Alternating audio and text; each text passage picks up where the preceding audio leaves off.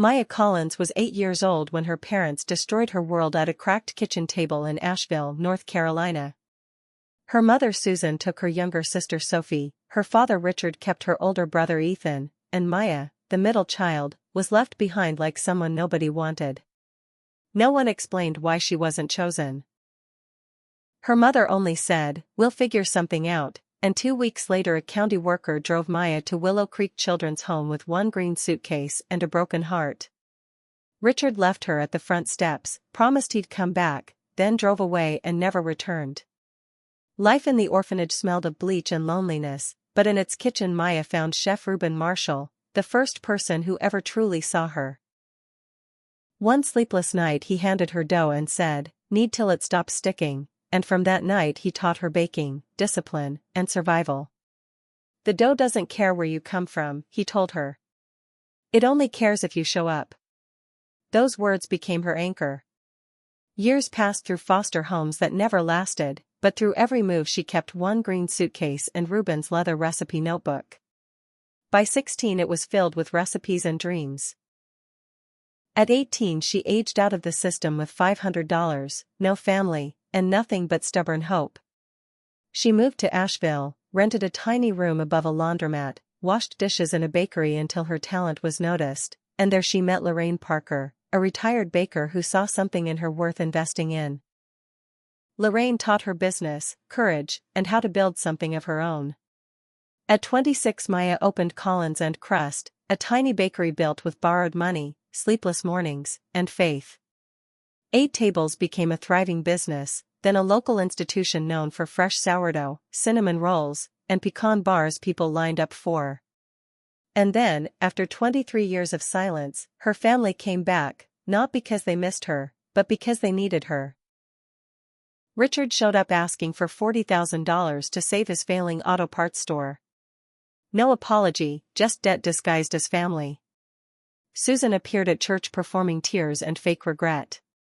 Ethan posted happy family reunion photos online pretending they had always been close. Suddenly Maya got 43 calls in 1 week. 43. That's when she understood they hadn't come back out of love, they saw success and smelled rescue. Then Lorraine uncovered even worse. Richard was buried in gambling debt, Susan had quietly been pushed out of a church over stolen donations, and Maya realized they weren't reconnecting, they were drowning, and she looked like a lifeboat. Something hardened inside her that night. If they wanted a family reunion, she would give them one. At her bakery's grand opening. In front of 80 people. With a microphone and the truth. The expansion of Collins and Crust was already underway, a bigger cafe, an espresso bar, a full grand opening event with reporters, customers, and town leaders invited. Maya invited her parents too, not for reconciliation, but for reckoning. Dean, her loyal manager, asked, "You're really doing this?" And she answered, "I've been silent for 23 years. I'm done." Then the night before the opening her sister Sophie called crying. She had only recently learned the truth. Their mother had lied for years, saying Maya had been adopted by a loving family. But Sophie found something worse, a letter Susan had written to Richard just after abandoning Maya. One sentence shattered every final doubt, "She's better off there. If we bring her home now people will ask questions." They hadn't lost Maya. They had chosen convenience over their daughter. When Maya read those words something inside her went cold and clear. No more wondering. No more hoping. The next morning she arrived at the bakery before dawn, worked the ovens, smelled the warm bread rising, and knew exactly what she would do when she stepped to that microphone. And she knew when her parents sat smiling in that crowd pretending to be proud, they had no idea what was coming for them. Grand opening morning Collins and Crust glowed with sunlight, fresh pastries, flowers, and the smell of butter and bread. By 9:45 the room was full, customers, reporters, food bloggers, neighbors, mentors. Then Richard and Susan walked in smiling like honored guests at a celebration they had built. Susan shook hands telling strangers, "I'm Maya's mother, we're so proud," while Richard accepted congratulations he hadn't earned. Ethan sat beside them, uneasy. Sophie came too, but she sat alone. At 10:15 Dean handed Maya the microphone. She began easy, thanking customers, telling the story of the bakery, thanking Lorraine, Dean, and Chef Ruben. The room was warm, smiling, comfortable. Then her voice shifted. "Some of you know my family is here today," she said, looking toward the third row. Susan smiled wider. "They came a long way, but I went further." A week later the local paper ran a story that made Maya a symbol of resilience, not scandal. Customers came in just to say they admired her courage. Susan sent a bitter text blaming Maya for humiliating her. Maya never answered. Ethan sent something different. "I should have looked for you." "I'm sorry." Maya replied, "That's a start." Richard's auto parts store eventually collapsed. No rescue came. Maya kept baking. Life kept moving.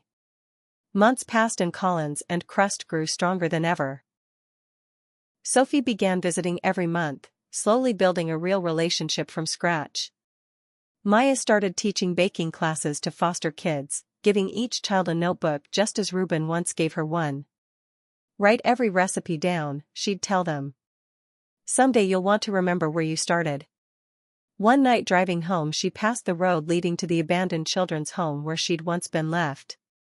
For the first time she didn't feel pain. Just distance. She didn't stop. She kept driving forward.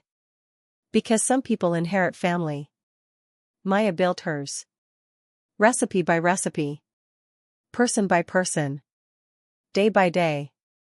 And in the end she realized something bigger than revenge. Success wasn't proving her parents wrong. It was proving abandonment didn't define her. Her pain became purpose. Her rejection became a bakery full of warmth. Her loneliness became a chosen family.